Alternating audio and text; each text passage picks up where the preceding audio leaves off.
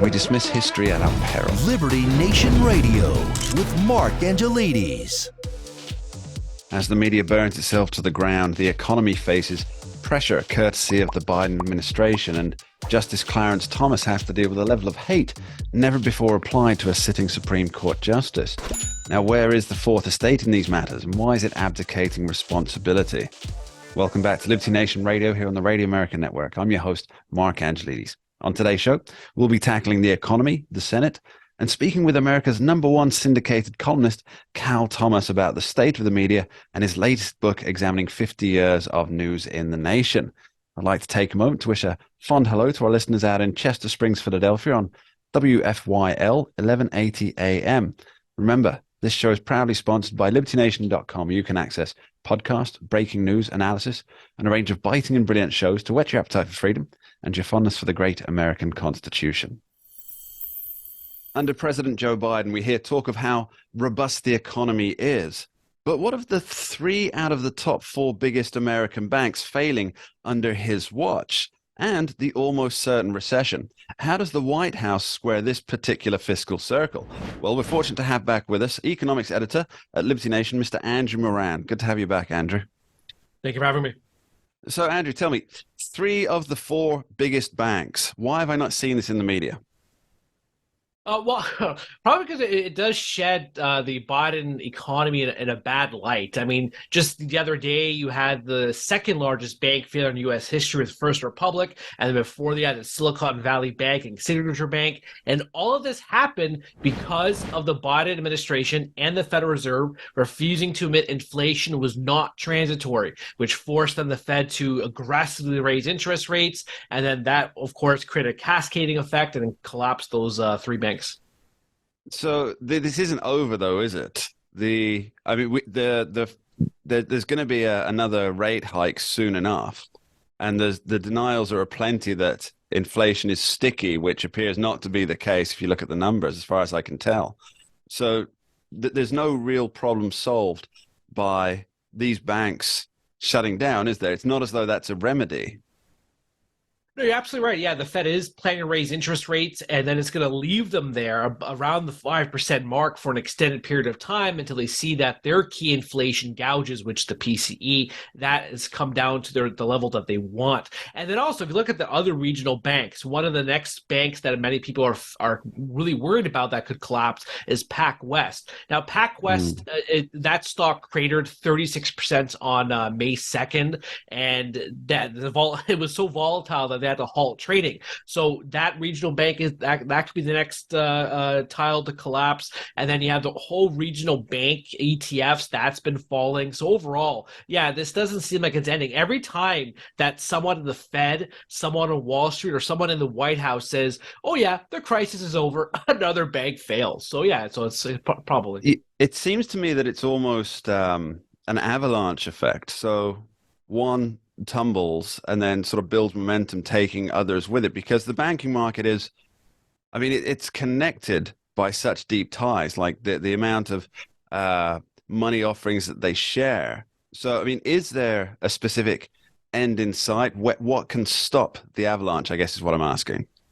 Well, I think the Federal Reserve tried doing that by setting up its emergency lending facility. You look at some of the Fed data, and it shows that all these banks keep accessing this money. So I think perhaps in the short term, the Federal Reserve has plugged that hole. So you're not going to have, J.P. Morgan collapsing overnight. The problem you may have is that a bank like J.P. Morgan would keep getting bigger and bigger. So J.P. Morgan purchased First Republic's assets. So it purchased about $200 billion in assets, plus more than $100 billion in deposits.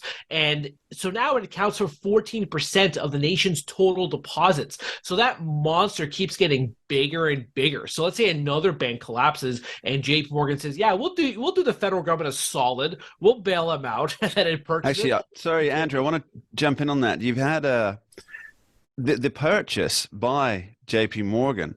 That happened because the Fed decided to sell it to JP Morgan, didn't they? It's not as though it went out for public offer.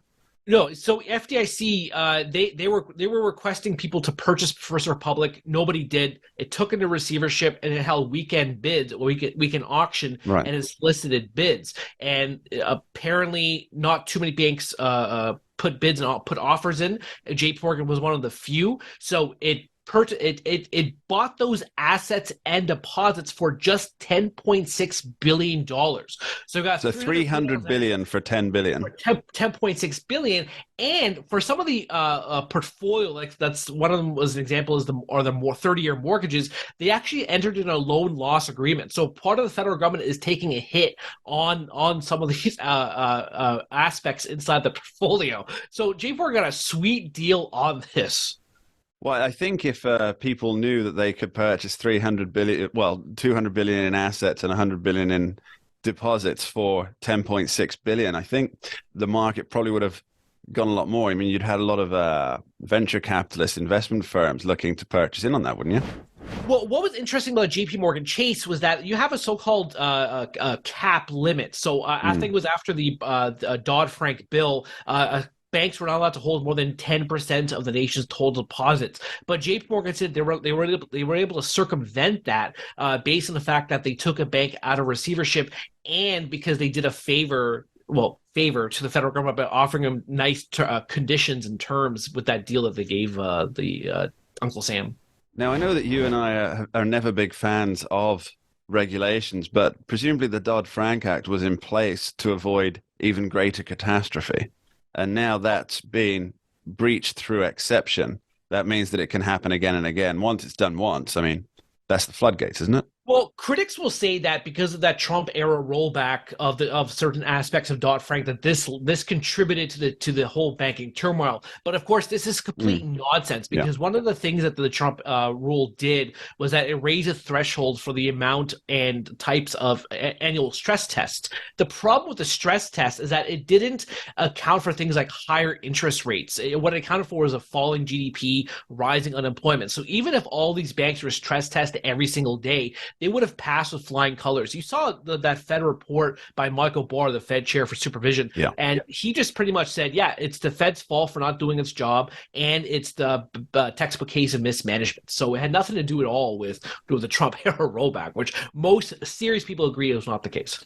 Well, it's Trump has been a convenient fall guy for the last 2.5 years, pretty much. There's the old story, isn't there, that the Russian president on his way out, he said to his successor, he says, all right, the best piece of advice for you. Here's 2 letters, right? Use them only when you absolutely have to, when you're in dire need. That's when you use them. And so anyway, he gets down to business. Crisis comes up and he pulls out the first letter and it says, okay, blame everything on me is what the first letter says. So he does. And, he sails through that. The second, the next big crisis comes along and thinks, oh, I'm going to have to use the second letter. And he opens it up and it says, write 2 letters. And this really seems to me that you can only survive on blame for so long before you become the foil of somebody else's later joke, don't you? But the problem with Biden, he's never taken any response. He's never blamed himself for anything. I remember a few months ago, he was asked point blank, are you to blame for rising inflation? And his answer was, no, because when I got here, it was already climbing. But of course, you see the data that when we can know the intricacies and the fundamentals of it, but overall, inflation skyrocketed under his watch. Yeah, I mean, the same's true of gas prices. At the pump, he's been the White House has been boasting about how we've brought down gas prices that were rising under the previous administration. No. Yeah, sure. You've cut them in half since the high that occurred in your administration. Yeah. There's blame to go almost everywhere if you're willing to look hard enough for it. Now, one final question for you, Andrew. There's significant chatter of an impending recession. Now, I'm of the opinion that a recession or recessionary conditions are already in place. But what are the indicators and how is the government responding to this rising chatter?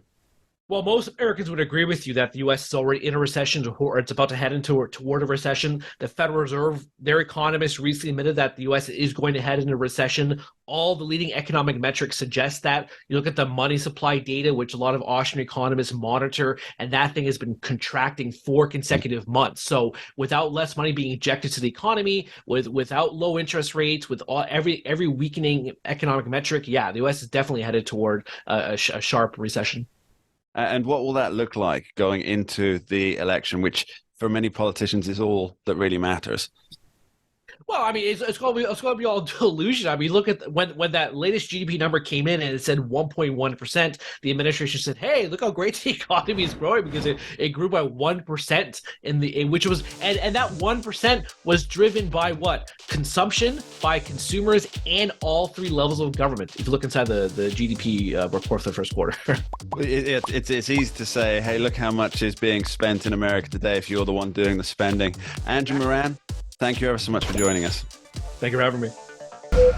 We dismiss history at our peril. Liberty Nation Radio with Mark Angelides. Entertaining, informative, and just plain fun.